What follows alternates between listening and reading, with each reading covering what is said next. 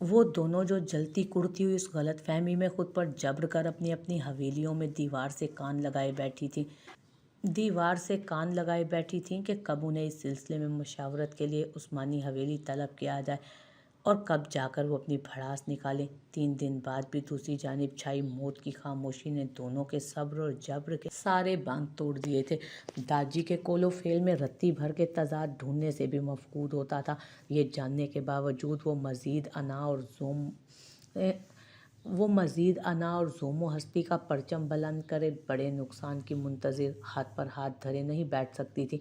तभी जले पैर की बिल्ली की तरह शाम ढले उस्मानी हवेली के अहाते में अज़ली नखुवत और तनफ़ुर के साथ दोनों मौजूद हाजिर थी, जिस पर दीजान के अलावा हर शख्स अंगश्त बदनदा था। जिस जोम से गर्दन में सरिया डालकर दोनों बहनों ने हवेली की दहलीज को अबूर किया था, कम अज़ कम इतनी जल्दी उनके उल्टे कदम लेने की किसी को उम्मीद नहीं थी। सबको तो यही लगा खासी पापड़ बेलवाएंगी दोनों, मिन्नतें तरले होंगे। आखिर दादी औलाद ख़ास तौर पर बेटियों को इतना अजीज़ रखते थे, लेकिन हैरत अंगेज़ तौर पर इस बार उनकी अना का मीनार मिस्मार हुआ और सारी बड़ी बड़ी भड़कें धरी की धरी रह गईं। सब हैरान परेशान अभी इसी उफ्ताद से नहीं संभले थे कि शहबाज उस्मानी अंदर दाखिल हुए और दोनों बहनों के हमरा मौजलतन स्टडी में जा घुसे। पूरा सुरार खुफिया मीटिंग में जासूसी करने की मिसराब ने सर तोड़ कोशिश की, लेकिन सद अफसोस दीवार की जुबान नहीं थी। जो स्टडी की दीवार से कान लगाए खड़ी मिसराब के कानों में अंदर की राजदाराना मीटिंग का लबे लबाब डालती। खैर, तजस्सुस और पुरासरारियत का कुल बुलाता कीड़ा ज़्यादा देर हरकत में नहीं रह पाया था। जैसे ही दाजी मगरिब के बाद हस्बे आदत चाय पीने के लिए हॉल में विराजमान हुए, दोनों बहनों के साथ शहबाज उस्मानी हाजिर हो गए। साथ तो उनके खैर शिराज उस्मानी भी थे, लेकिन उनका किरदार हस्बे साबिक भीड़ में खड़े एक गैर वाज़ेह किरदार का था। बाबा साहब, हमने आपके फ़ैसले पर गौर किया है। बिलाशुबा आपका फ़ैसला एक उम्दा सोच का नमूना है। शहबाज उस्मानी ने प्लान के मुताबिक लिजाजत से आगाज़ किया। पहले कब हमने बिना सोचे समझे फ़ैसला कर लिया। प्याली सामने टेबल पर रखते दाजी ने तिरछी नज़रों से इस्तफसार किया तो तीनों बुरी तरह हड़बड़ाए। ऐसी बात नहीं है बाबा साहब, दरअसल अभी इलेक्शन की पैरवी के आखिरी मराहिल चल रहे हैं। इतनी जल्दी हम कहाँ से कोई काबिल और माकूल लड़का ढूंढ पाएंगे। इसलिए हम सबका ख्याल है कि इलेक्शन से फारिग होकर इस जानिब तसल्ली से तवज्जो देते। ये जोहरा उस्मानी थी जी, बल्कि भाई साहब की नज़रों में अपने दोस्त का बेटा, उसकी ज़रूरत नहीं। समरा उस्मानी का जुमला मुकम्मल होने से कबल ही दाजी ने टोका, जिस पर तीनों ने मुस्तरब निगाहों का तबादला किया था। हम गोद में बच्चा शहर में ढंढोरा के मिस्ताक बिना सिम का तयन किए 7 गली नहीं भटकते। इस सूरत में जब घर में बेहतरीन इंतखाब मौजूद है। ब्लैक 3 पीस में फ्रेश से अंदर दाखिल होते बारान के सलाम का सर की जुम्बिश से जवाब देते उन्होंने जुमला मुकम्मल किया तो सभी की निगाह ट्रांस की कैफियत में कदम दर कदम आ रहे बारान की तरफ आते उसके उठते कदमों से जा उलझे। बाबा साहब बारान, शहबाज उस्मानी की फुसफुसी सी आवाज़ निकली। आपको कोई एतराज़ है बाबा साहब? लेकिन बारान। तीनों भाई बहनों के सही मायनों में हवासों ने काम करना छोड़ दिया था। बारान उस्मानी, क्या आप मीराल उस्मानी को अपनी ज़ौजियत में कबूल करेंगे? दादी का सवाल बड़ा इस्पाट था। बाबा साहब, एहतजाज में चटक पड़ने की दोनों की ख्वाहिश हलक में ही दब गई। सवाल आपसे हो रहा है बारान उस्मानी, जवाब भी हमें आप ही की ज़ुबानी चाहिए। आपको कोई एतराज़ है, हाँ या ना? नहीं, मुझे कोई एतराज़ नहीं। सेकंड का तवक्कुफ़ लिए बगैर उभरा उसका भारी मुस्तहकम लहजा सभी के पैरों तले से ज़मीन खींच गया। बाबा साहब बस। शहबाज उस्मानी समेत सबके खुले मुंह को दाजी की गरज लिए फिजा में बुलंद हुए हाथ ने मुकफ्फल किया था। फैसला हो चुका है। परसों शाम बाद नमाज असर निकाह की बाबरकत सुन्नत अदा की जाएगी। वक्त भले कम है, लेकिन एहतमाम में किसी किस्म की कोई कोताही बर्दाश्त नहीं करेंगे हम। सबकी मतलब सभी की शिरकत लाजिम व मलजूम है। और सबसे अहम, लम्हाती तवक्कुफ़ लेकर उन्होंने स्पाट नज़र उन 4 फख्र चेहरों पर डाली थी। दोबारा इस मौजू पर आमियाना किस्म के एतराज़ात या बचकानी बहस हमारी समात में पड़ी या कल निकाह की तकरीब में किसी भी किस्म की बदमज़गी का माहौल बना तो हम उसे नाफरमानी करार देंगे। याद रहे, नाफरमानों को हम माकूल सज़ा देते हैं, तलाफी का मौका नहीं। रीढ़ की हड्डी में सनसनी दौड़ा देने वाले अंदाज में सबकी हदें मुतय्यन करते वो महफिल और मौजूद दोनों बर्खास्त कर चुके थे। मगर दीजान इतनी जल्दी किस तरह? दीजान की बात सुन वो हकीकतन परेशान हो उठी थी। आपके दादी का यही मिजाज है बेटा, वो किसी भी मामले को खामखा लटकाए रहने के कायल नहीं है। फिर बारान ने भी हाँ कर दिया तो मजीद वो टाल मटोल से काम नहीं लेंगे। स्पीकर से दीजान की परेशान आवाज़ सुनते शिकन आलूद पेशानी रगड़ने लगी थी वो। लेकिन दीजान, मीराल का ज़हनी तौर पर तैयार होना भी तो ज़रूरी है ना। इन 3 दिनों में वो थोड़ा बहुत संभली ज़रूर है, लेकिन अभी भी उनकी ज़हनी हालत ऐसी मुस्तहकम नहीं कि बात की जाए। और फिर बकिया अल्फाज पुश्त पर आहट महसूस करके लबों पर दबे तेज़ी से गर्दन मोड़ उसने देखा, लेकिन कमरा बिल्कुल खाली था। एक नज़र खिड़की से बाहर कॉटेज की सीढ़ियों के पास लगाई गई। आग के इर्द गिर्द रखी दोनों खाली स्टूल पर डाली, जहां कुछ देर पहले वो और मिराल बैठे हुए थे। मर्द मुलाजमीन को कॉटेज के हिस्से में आने से मना करते हुए दिलावर 2 दिन से उन्हें लकड़ियों के छोटे छोटे टुकड़े डालकर आग सुलगा कर दे रहा था, जहां वो दोनों मगरिब से ईशा के अजान होने तक बैठकर बातें करती थी। खुद वो शहनशाह के कॉटेज के पास बड़ी आग सुलगा कर रात के 10-11 बजे तक बैठा रहता। हम कोशिश करते हैं दीजान, आप बिल्कुल परेशान ना हो और दुआ करें कि वो समझ जाएं। कॉल मुख्तसर कर अलविदाई कलमात अदा करती वो तवील सांस खींचकर बाहर निकल आई थी, जहां अब गुमसुम से मिराल हाथों की लकीरों को घूरती हुई खुद फरामोशी की इंतहा पर बैठी थी। मौजज़ा बार बार थोड़ी है, जिंदगी कुए यार थोड़ी है, शोर है आप कान मत धरना, आह मेरी पुकार थोड़ी है, जिनके बिछड़े से लोग मरते हैं उनमें अपना शुमार थोड़ी है। कभी कभी दिल करता शिद्दत से रगड़कर हथेली की बेमकसद लकीरों को मिटा डाले, या इतना रोए कि जहन से चिमटते उन अजियतनाक यादों की गर्द धुल जाए, या फिर यूं सरकश होकर चीखे कि मसलिहत और मजबूरी की सारी जंजीरें टूटकर तड़पती रूह को खुद ही रिहाई दे दें।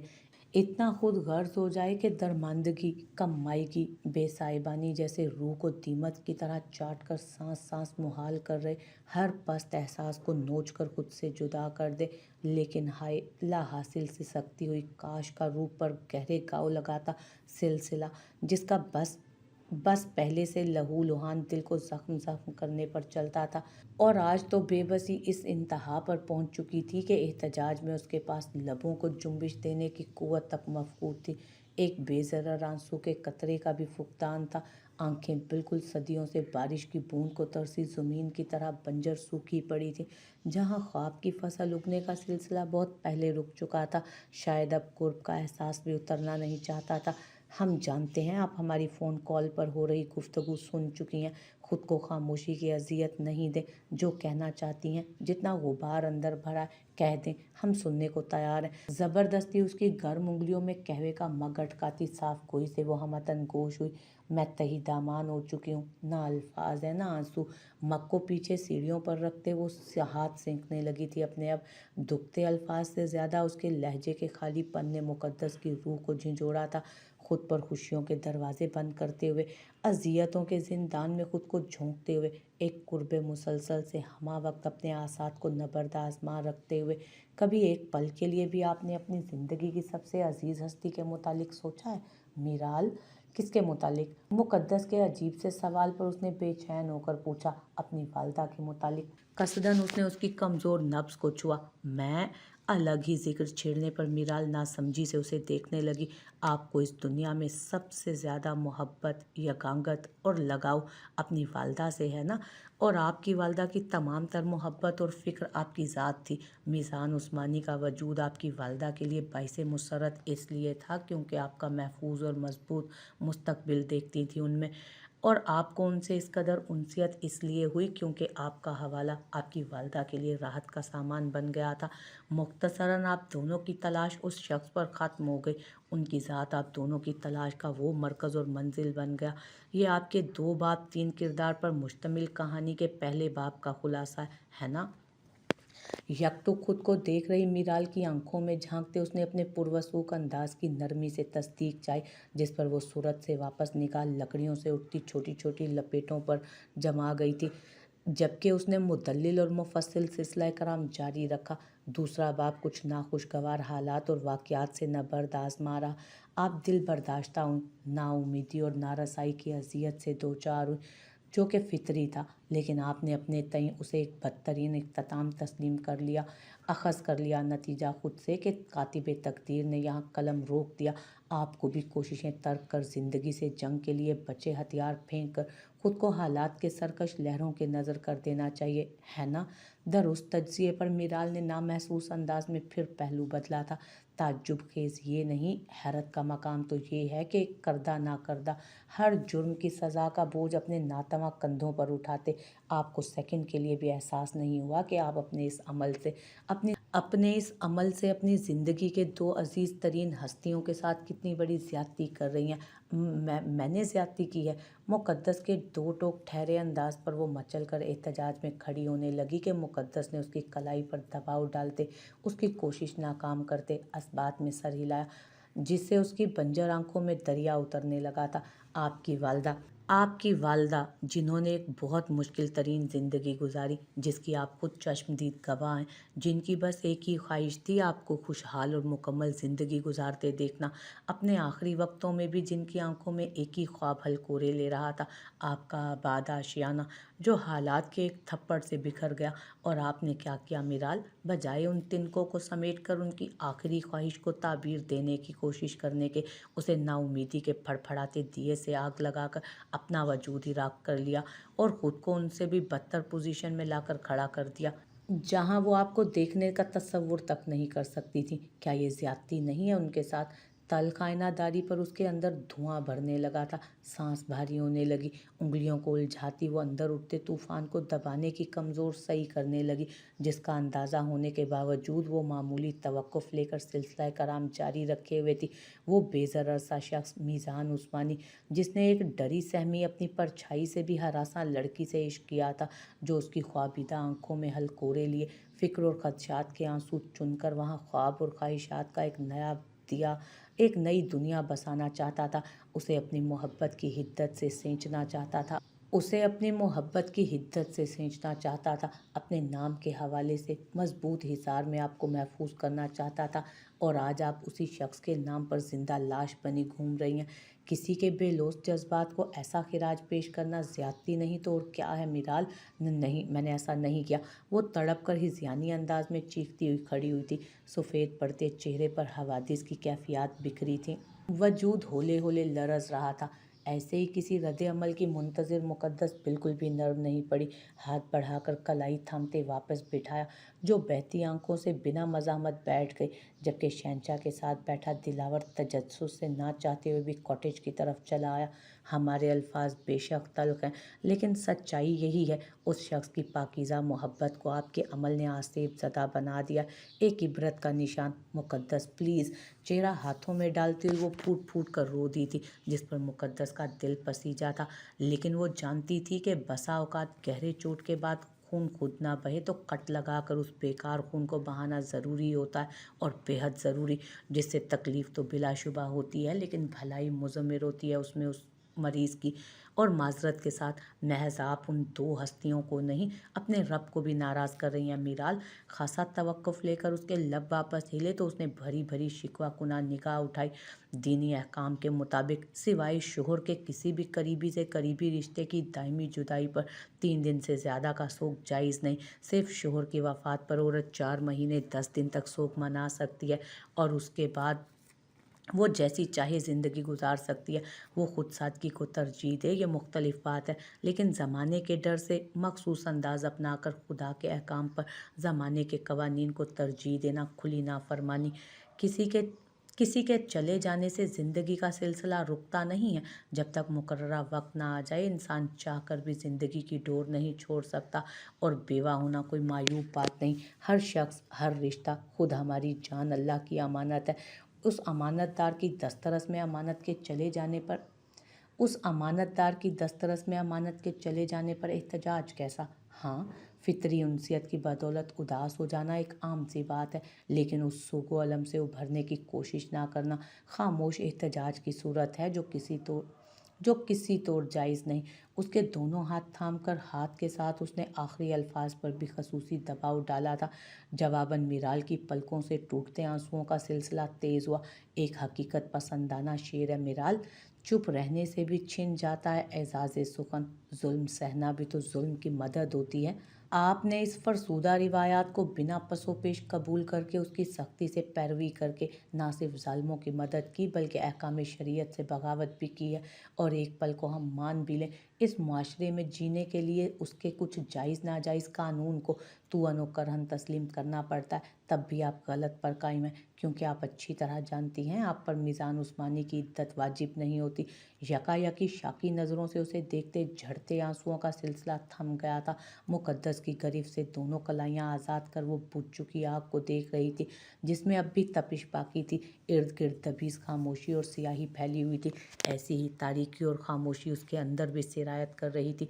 कुछ लोग हमारी ज़िंदगी में एक खूबसूरत मोड़ की तरह आते हैं, जहाँ से हमारे लिए ज़िंदगी के मायने बदल जाते हैं।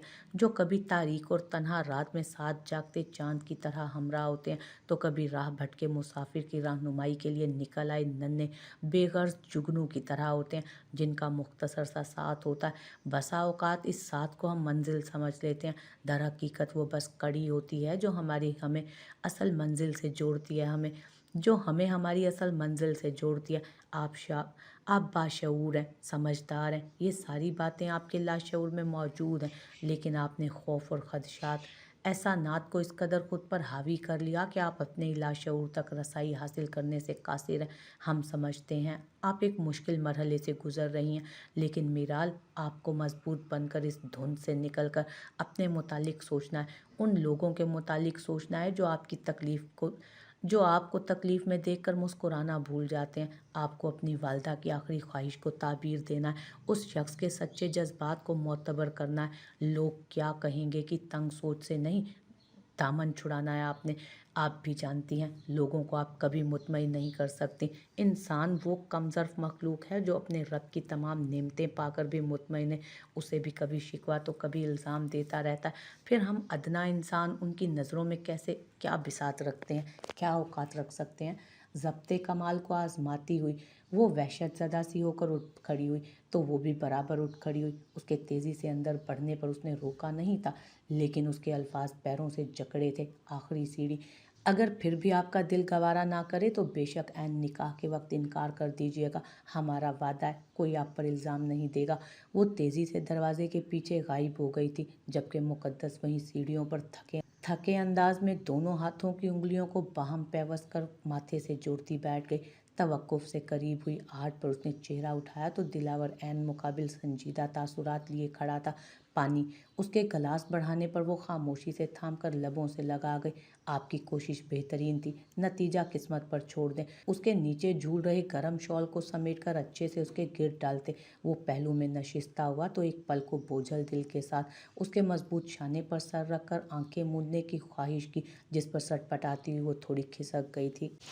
बेनूर खदो खाल लिए ज़िंदगी का बोझ नाजुक कंधों पर घसीटती हुई आज तक वो घूम रही थी, लेकिन अब वक्त और लोगों के मुताबिक उसे सबको एक बद्दुआ, एक बुरा ख्वाब, एक तल्ख हकीकत या आजमाइश का गुजर चुका दौर समझकर भूलना था, और नए सिरे से दिल के नेहा खानों में दफन कर भूल चुके जज्बात और एहसासात की तलाश की आबला पार राह से गुजरते दरियाफ्त करना था।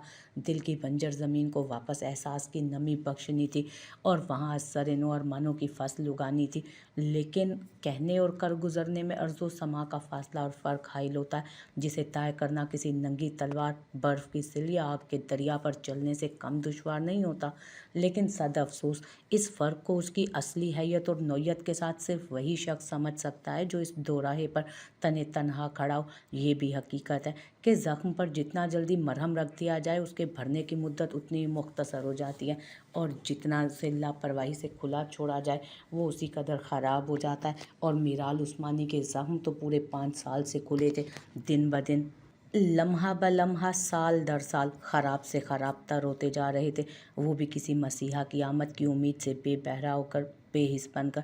उन जख्मों की मौजूदा अबतर हालत का तो शायद कोई अंदाज़ा भी ना लगा सके, लेकिन ज़मीर की गैर जानिबदार अदालत मुक़द्दस की तल्ख़ आइनादारी के बाद उसकी ज़ख्म खूर्दा रूह से सकते दिल के बोदे जवाज़ और दलील से कान लपेटे उसे आजमाइश के कटहरे में खड़ा कर एक मरतबा फिर कड़ा इम्तहान चाहता था। और वो हालात की धार में तिनके की तरह बेयारो मददगार बहने वाली लड़की ने बेबसी की इंतहा पर हाथ पैर मारने की कोशिश तर्क करके खामोशी से घुटने टेक कर गर्दन झुका दी थी।